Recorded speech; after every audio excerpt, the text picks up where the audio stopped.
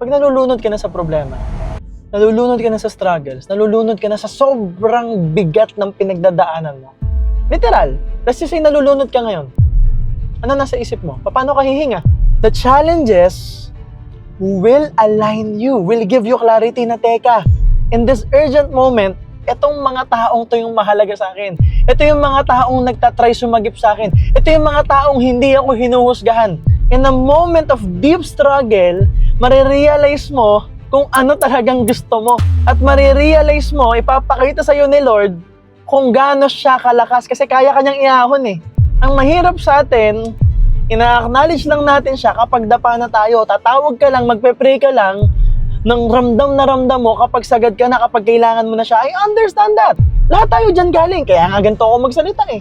Ako mismo pinagdaanan ko yan paulit-ulit.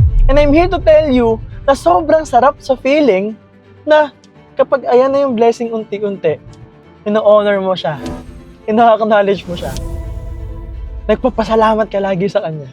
Kasi, again, sa kanya naman galing lahat.